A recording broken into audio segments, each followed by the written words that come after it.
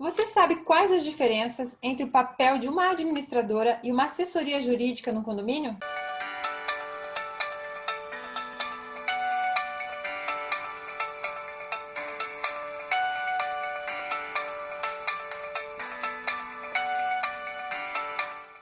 Para falar sobre esse assunto, vamos conversar hoje com o Dr. Márcio Espimpolo. Ele que é um renomado advogado, especialista em direito condominial no Brasil, também atua como professor e coordenador da pós-graduação de Direito e Gestão Condominial da FAAP, a primeira turma de pós-graduação da área de Direito Condominial do país. Muito obrigada, Dr. Márcio, por estar aqui com a gente. Primeira vez no nosso quadro do Condomeeting. A gente está aí reunindo perguntas dos síndicos, alguns assuntos polêmicos que a gente vê nos grupos. E esse assunto é um assunto polêmico, parece tão óbvio, mas às vezes vamos desmistificar algumas questões, né? E nada melhor do que como o doutor, né, que é especialista nessa área, para estar com a gente. Doutor Márcio, a primeira pergunta aqui é em relação a esses tempos de pandemia, né, que a gente está vivendo. Aumentaram as questões jurídicas, demandas jurídicas dentro dos condomínios? Pois é, Miriam. Bom, primeiro agradeço muito o convite, me honra bastante estar aqui no Condomeeting com você e certamente serão alguns minutos aqui prazerosos, né? Sobre a sua pergunta diretamente, sim, nós tivemos uma demanda um pouco grande nessa parte jurídica, principalmente em decorrência de conflitos por questões de utilização de áreas comuns, de obras nas unidades, também nas áreas comuns. Então, aumentou consideravelmente, sim, em especial por conta dos conflitos, viu, Miriam? A gente sentiu também bastante instabilidade, deve ter bastante síndicos procurando, eles ainda estão com muitas dúvidas, né, em relação do que liberar, do que não pode liberar, lendo os decretos novos, alguns se sentem mais confiantes, outros não, né, então a gente está trazendo esses conteúdos aí para ajudar na gestão dos síndicos. Doutor Márcio, como que está funcionando essa questão? A administradora, ela pode oferecer o serviço jurídico? Vamos ser bem direto aqui, que é uma das perguntas que a gente está vendo, está havendo bastante polêmica. Ela pode oferecer o serviço jurídico ou não? Não, hipótese nenhuma. A administradora só faz administração e escritório de advocacia presta serviço jurídico. A gente percebe que às vezes algumas administradoras têm um serviço jurídico, ela não pode oferecer, mas ela pode servir como um apoio dos síndicos em contratos, algumas situações assim? O que ela não pode é que tenha no quadro dela advogados que trabalhem para os condomínios que ela administra. Ela pode, sim, quando um condomínio solicita uma ajuda, uma assessoria da parte dela para resolver alguma questão, ela pode, sim, consultar, seja um advogado próprio dela, ou seja, um terceiro, para dar a resposta para o seu cliente. Mas ela não pode passar para um outro escritório ou para um advogado que receba para dar essa consulta ou essa resposta para o cliente, para o condomínio que ela administra. E quais que seriam algumas situações que o condomínio ele deve procurar, no caso, uma assessoria jurídica? O condomínio? Bem, são muitas. Na verdade, a gente costuma dizer, e eu sou suspeito que sou advogado e também presto assessoria jurídica a condomínios, né? O condomínio ele precisa necessariamente ter uma assessoria jurídica, porque são muitas as questões do dia a dia que envolvem a parte jurídica, não é? Nós temos partes trabalhistas, parte civil, parte criminal, que pode acontecer também dentro do condomínio, partes tributárias, enfim, todas as áreas afeitas ao direito, o condomínio acaba se servindo delas.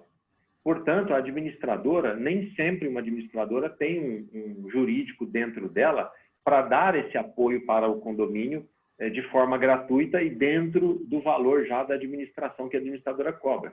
Por isso que é importante, principalmente acompanhamento de assembleias, de assessoria diária ao síndico, que o condomínio tenha um contrato específico, individualizado de assessoria jurídica com um escritório de advocacia que não na administradora. Dr. Márcio Espimpolo, né? E existem algumas questões também, por exemplo, contratos. O advogado também pode estar assessorando o síndico, inclusive para verificar se a empresa que ele gostaria de contratar é uma empresa idônea, quais seriam os documentos exigidos, essas questões também? Sim, é essencial isso, viu, Miriam? Você tocou num ponto aí que é muito importante. O condomínio precisa ter a garantia de que aquele prestador de serviço está dentro das normas em todos os sentidos, né? Se ele está devidamente instituído, cadastrado na junta comercial ou em algum outro cartório pelo tipo de empresa dele, se ele está devidamente também inscrito na Receita Federal, se ele está pagando os seus impostos, os contratos todos que eles oferecem precisam passar pelo advogado, para o advogado olhar as cláusulas, né, e verificar se tem alguma cláusula abusiva, em atenção especial aquelas cláusulas de rescisão onde exigem fidelidade, e aí, de repente, o síndico se amarra num prestador de serviço por muito tempo, desnecessariamente. Então, passando para o escritório de advocacia, o síndico ele vai ter essa noção melhor e vai poder trabalhar isso com mais tranquilidade dentro do condomínio e dentro da legalidade. Esse é um problema bem comum. Eu vejo assim, como eu sou profissional da área da arquitetura, vejo engenheiros também, às vezes, fazendo algumas parcerias, algumas indicações, e é essencial realmente ter a presença de um advogado para analisar os contratos, porque isso diminui muitas dores de cabeça, né, doutor Márcio? Sim, exatamente, é isso mesmo. E, inclusive, assim, algumas questões que a gente vê também, gostaria até de aproveitar aqui para a gente falar também um pouquinho, talvez fugir um pouco da pauta aqui de algumas perguntas que alguns síndicos enviaram para a gente, mas existem alguns casos que, às vezes, existe problema que não só é o vizinho do próprio condomínio, ele pode ser uma casa do lado, eu já vi esses dias atrás, aconteceu de... o edifício foi construído do lado do terreno que já existia uma casa há muito tempo e está entrando muita fumaça dentro desse prédio que foi construído agora. Então, até nesses casos também, né? Não só dentro do próprio condomínio. Impacto de vizinhança.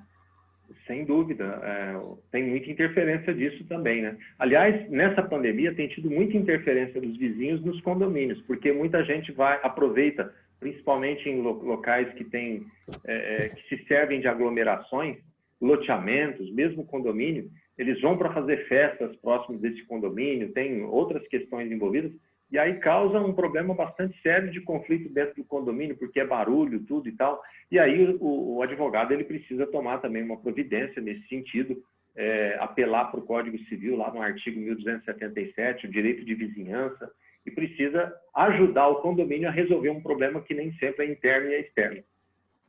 São várias questões quando envolve viver em comunidade, né? Doutor Márcio, tem outra questão aqui também, agora mudando um pouquinho de assunto, mas é um assunto que está bem em alta também, que a gente pode trazer informação. Como que ficam os poderes dos síndicos diante do veto do artigo 11 da PL, do projeto de lei 1179? Pois é. Esse é um artigo que foi muito polêmico, né? Até recentemente, até que o Congresso Nacional se pronunciasse sobre o veto do presidente nesse artigo, né? Só para quem está nos assistindo se posicionar aí, esse artigo tratava de poderes excepcionais ao síndico, incluía no artigo 1348 um artigo onde daria poderes para o síndico, por exemplo, proibir o acesso das pessoas às áreas comuns, o fechamento das áreas comuns.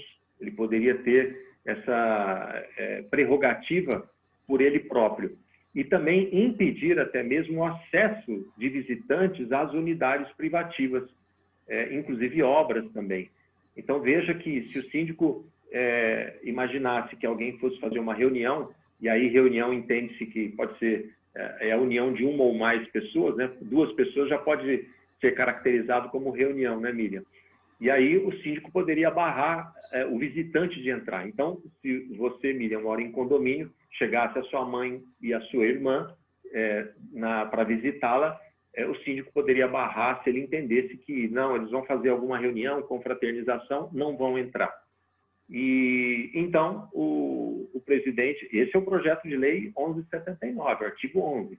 Daí, a hora que chegou para o presidente, o Poder Executivo, vetou esse artigo, não deixou seguir esse artigo, e o presidente deu como razão a seguinte questão, de que dentro dos condomínios, quem resolve as coisas não é um só, não é o síndico, e sim a coletividade.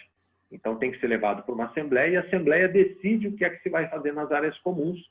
Vai fechar, vai abrir, como é que vai ser trânsito nela, se vai deixar uma parte aberta, outra não, se vai deixar a piscina aberta, salão de festa fechado, enfim. Ali a coletividade, através de uma assembleia, resolveria. E a questão de se proibir a entrada de pessoas nas unidades privativas, ele deixou claro que isso fere diretamente o direito de propriedade de cada um, que isso não poderia acontecer. Então, esse veto ficou alguns meses aí, até que o Congresso Nacional votou se derrubaria ou não o veto do presidente. Eles votaram pela permanência do veto, então esse artigo ele não ganhou vida, ele não teve efeito jurídico, mas ele foi muito discutido. Inclusive os síndicos, você começou até o programa dizendo, né? Os síndicos, alguns deles ainda continuam de forma irregular, tomando decisões sozinhos pelo condomínio. Então, é muito importante que quem está nos ouvindo aqui entenda que as áreas comuns pertencem a todos os condôminos. Portanto, para que qualquer coisa dentro dessas áreas sejam decidida, o síndico precisa levar para uma assembleia. Então, se ele decidir, por exemplo, fechar uma piscina, precisa da autorização dos moradores para isso. Se decidir abrir uma academia, precisa da autorização dos moradores. Isso, geralmente, formalmente, é feito numa assembleia. Então, é preciso que o síndico entenda o papel dele. O papel dele é executar as vontades da maioria. Então, esse veto do artigo 11 deixou bem claro isso, que o síndico não pode ter poderes absolutos dentro do condomínio. Ele tem os limites dele, mesmo que alguns entendam que é para a saúde, mas é melhor que ele leve para a Assembleia e divida essa responsabilidade com a Assembleia do que ele ficar com uma carga por uma decisão de A ou B, né? Porque se ele tiver uma decisão de um jeito, pode agradar um tanto de gente, se tiver de outro, vai agradar outro. Então, é preciso, deixa para a Assembleia resolve e ponto final, resolve tudo, todo mundo fica bem. Mas quando a gente fala em assembleia também é outra questão, né? Que a gente pode, se puder falar um pouquinho sobre isso, qual que seria a orientação, porque existe condomínios que têm muita dificuldade de fazer uma assembleia virtual, né? Veja, é muito tranquilo hoje fazer uma assembleia virtual. Nós temos ferramentas, né? Hoje, essa mesmo que nós estamos falando aqui é uma delas, e você consegue fazer tranquilamente uma assembleia e ser dada a devida legalidade. O que eu tenho percebido muito, Miriam, são as pessoas, alguns condomínios, fazendo assembleias tipo votação, enquete somente. É preciso que a assembleia seja em tempo real, seja online, presencial, a gente diz, em tempo real. As pessoas participando, dando as suas opiniões, assim como se fosse presencialmente. O rito da assembleia é a mesma.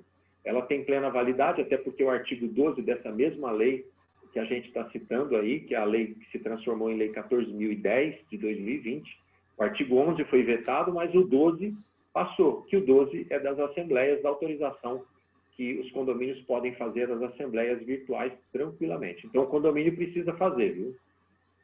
Inclusive, essas ferramentas dá para gravar, então, se por um acaso precisa fazer uma ata notarial, por exemplo? Essa é uma curiosidade também que eu tenho. Ata notarial? Isso.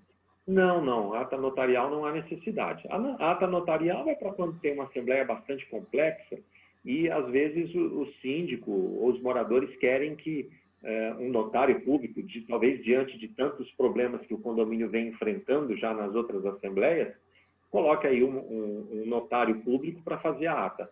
Mas é preciso fazer uma ata comum. Faz uma ata, como de toda assembleia, vai lá e registra no cartório de títulos e documentos. Cada estado tem um tipo de cartório, né, que faz isso. E aí dá a publicidade devida para essa assembleia através desse registro de ata. Eu ouvi falar em algum momento durante as lives, as palestras que a gente acompanha, que às vezes acaba saindo muito caro também fazer uma ata notarial, que às vezes são muitas folhas e tudo mais, né? Acaba sendo um custo alto para o condomínio. Certamente. No estado de São Paulo, posso te garantir que é bastante caro fazer uma ata notarial de uma assembleia. Eles cobram para ir até o local também, mesmo que seja virtualmente, eles estão indo na assembleia, então eles cobram por isso, cobram por folhas, e existe uma tabela dos cartórios de tabelionatos de nota, né, que costuma ser bastante salgado isso, e o condomínio deve recorrer a esse artifício somente em último caso mesmo. Doutor Márcio, e o que o doutor vê em relação, assim, o que veio para ficar em termos de regras, mudanças, rotinas, e em relação ao que teremos que conviver também dentro dos condomínios? Importante também essa pergunta. As assembleias foi uma provisão excelente, essas assembleias virtuais. Ela trouxe uma participação um pouco maior do que as assembleias presenciais levavam para os condomínios. Não deixou de ter briga, viu, Miriam? As assembleias ainda continuam tendo discussões, mesmo que seja por vídeo, mas ali o presidente ele tem um maior controle, porque assim como nós estamos falando aqui, o presidente poderia ir lá, fechar o microfone da pessoa se ela se exacerbasse nas palavras, nos gestos e na entonação de voz. Então, é possível que seja feito dessa forma. Então, a Assembleia ganhou aí um destaque muito grande, sendo ela de forma virtual. Além da participação, a maior efetividade também das pessoas dentro da Assembleia, a participação dentro desses aplicativos, né? Muito interessante, a interatividade é bastante importante. Falando nisso, até puxando um gancho, viu, Miriam? Muitos perguntam, né? E depois do dia 30? Porque essa Lei 14.010, o artigo 12, ela tem validade até o dia 30/10. Daqui praticamente um mês e pouquinho, né? Como é que vai ficar? Vai poder fazer assembleia virtual, continuar fazendo? Se a convenção do condomínio, Miriam, não proibir a assembleia virtual, está perfeitamente permitida. Então, é possível, sim, que o condomínio continue se programando para fazer esse tipo de assembleia, só que é importante fazer pelo menos uma assembleia presencial para traçar as regras de como serão essas assembleias virtuais. Poderão ocorrer até mesmo de forma híbrida, ou seja, pode ocorrer de forma presencial e também virtual ao mesmo tempo. Atende aqueles que querem presencialmente e aqueles que de forma virtual querem participar e às vezes moram fora, como por exemplo, muita gente mora tem apartamento em Florianópolis, tem apartamento em Camboriú, mas moram na região, em outras cidades. E às vezes o deslocamento é complicado. Por que não dar o direito a ele participar à distância? Então, a Assembleia foi uma coisa que veio para ficar. E, além disso, revelou algumas partes ruins também, essa pandemia, que foram os conflitos. Os conflitos aumentaram bastante, em especial por conta de obras nas unidades, né? E isso realmente tirou o sossego do síndico e também de muitos moradores. E aí, o que revelou-se nas pessoas? Uma certa intolerância, né?